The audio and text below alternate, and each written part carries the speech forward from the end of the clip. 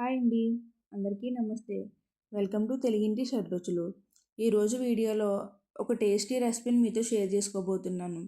మనం బీరకాయ కర్రీ చేసుకునేటప్పుడు వాటి చెక్కు తీసి పడేసి కర్రీని చేసుకుంటాము.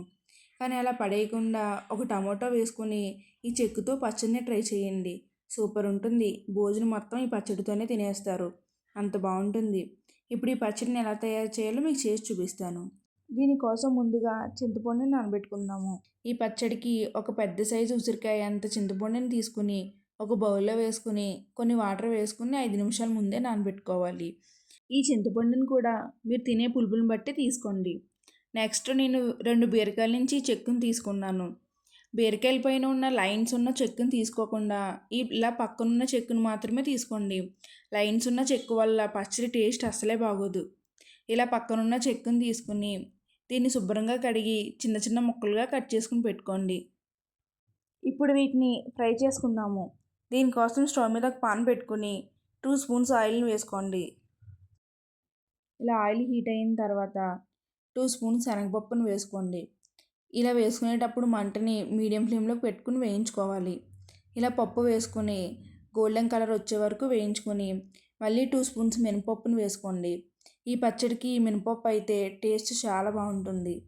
ఇలా వేసుకుని ఇది కూడా కొంచెం కలర్ మారే వరకు వేయించుకుని 3 వెల్లుల్లి రెబ్బలను వేసుకోండి. అలాగే 1/2 టీ స్పూన్ జీలకర్రను కూడా వేసుకుని ఒకసారి బాగా వేయించుకుని 2 స్పూన్స్ నువ్వులను కూడా వేసుకోండి. నువ్వుల వల్ల టేస్ట్ చాలా కమ్మగా ఉంటుంది. ఇలా నువ్వులను కూడా వేసుకుని ఈ పోపు అంతా గోల్డెన్ కలర్ వచ్చే వరకు వేయించుకొని స్టవ్ ఆఫ్ చేసి పక్కకు తీసుకోండి. ఇలా పక్కకి తీసేటప్పుడు ఖచ్చితంగా స్టవ్ని ఆఫ్ చేసేయండి, లేకపోతే నువ్వులు త్వరగా మాడిపోతాయి. ఇలా అన్నీ తీసుకున్న తర్వాత మళ్ళీ స్టవ్ ఆన్ చేసుకొని 2 స్పూన్స్ ఆయిల్ని వేసుకోండి. ఇప్పుడు ఈ ఆయిల్లోకి 7 కారం గల పచ్చిమిర్చిని వేసుకోండి. ఇవి కూడా మీరు తినే కారాన్ని బట్టి తీసుకోండి.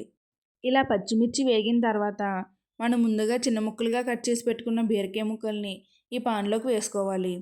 ఇలా వేసుకుని మంటను మీడియం ఫ్లేమ్లోకి పెట్టుకుని వీటిని బాగా మగ్గే వరకు వేయించుకోవాలి.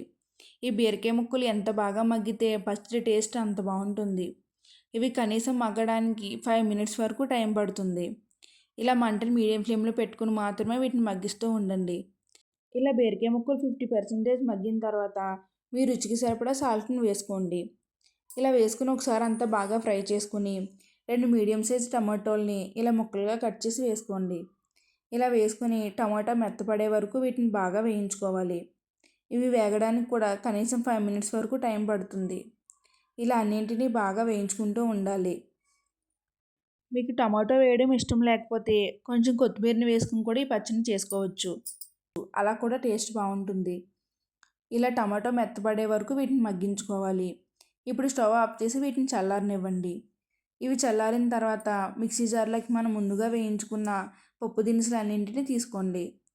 ఇలా వేసుకుని అన్నీని ఇప్పుడు ముందుగానే వేయించుకున్న బీరకాయ ముక్కల్ని కూడా ఈ మిక్సీ జార్లోకి వేసుకోవాలి. ఇలా అన్నీ వేసుకున్న తర్వాత మనం ముందుగానే నానబెట్టుకున్న చింతపండుని కూడా నీళ్ళతో సహా ఈ మిక్సీ జార్లో వేసుకోవాలి. ఇలా వేసుకుని మూత పెట్టుకుని మెత్తగా గ్రైండ్ చేసుకోండి. ఈ పచ్చడి మెత్తగా గ్రైండ్ చేసుకుంటేనే టేస్ట్ బాగుంటుంది.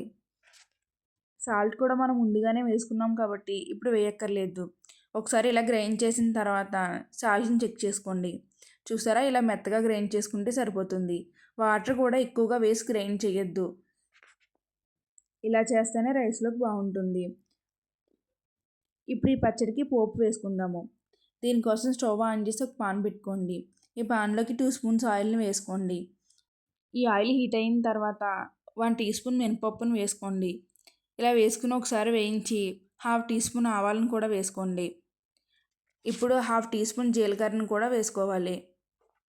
ఇలా వేసుకొని మంటను లో ఫ్లేమ్లోకి అడ్జస్ట్ చేసుకుని ఈ పోపును వేయించుకోవాలి. ఇప్పుడు కొంచెం కరివేపాకును కూడా వేసుకొని ఈ పోపు అంతా బాగా వేయించుకోండి.